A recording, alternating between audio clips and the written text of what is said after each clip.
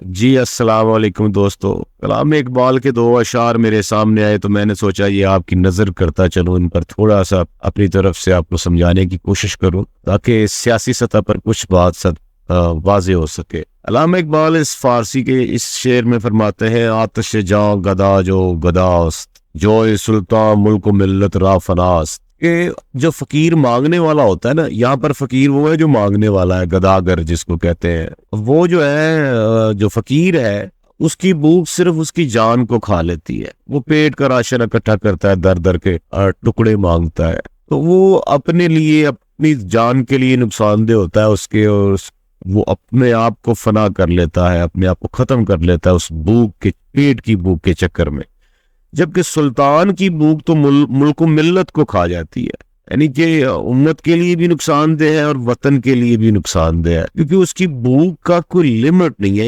یہی اگر 75 سالوں میں اگر دیکھیں تو میں اور آپ، اگر ہم کو چند کروڑ بھی آپ کے، ہمارے اور میرے اور آپ کے پاس، میں ایک مثال دے رہا ہوں، آ جائے تو میرے خیال ہماری بھوک شاید مٹ جائے، لیکن ان کی بھوک نہیں مٹتی۔ یہ کھا گئے ہیں سر جی، اتنا کھایا انہوں نے، اتنا کھایا کہ آپ اور میں یہ تصور بھی نہیں کر سکتے۔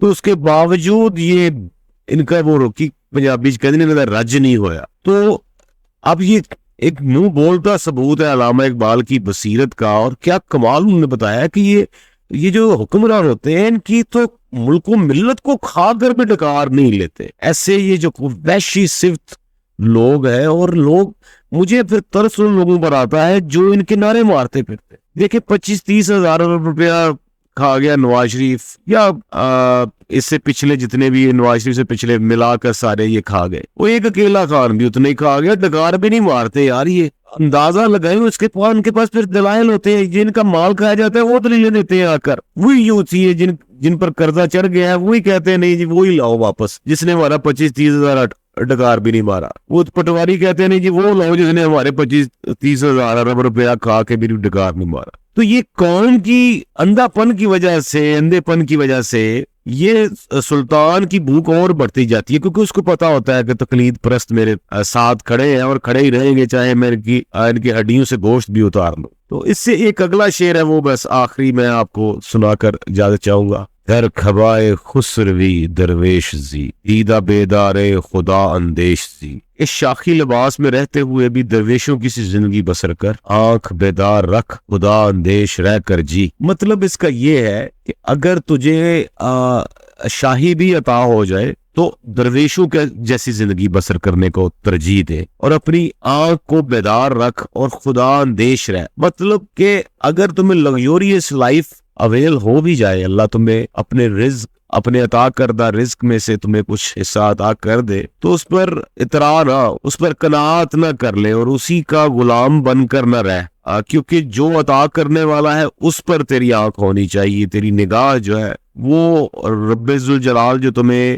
نعمتیں عطا کر رہا ہے اس پر ہونی چاہیے۔ یہاں پر مجھے ایک چھوٹا سا واقعہ یاد آ گیا، ابو ذر غفاری رضی اللہ تعالیٰ عنہ، وہ اور امام حسن رضی اللہ تعالیٰ عنہ کسی جگہ پر اکٹھے بیٹھے ہوئے تھے، تو حضرت ابو ذر غفاری رضی اللہ تعالیٰ عنہ نے حضرت امام حسن رضی اللہ تعالیٰ عنہ سے فرمایا کہ میں غنا پر فقر کو ترجیح دیتا ہوں۔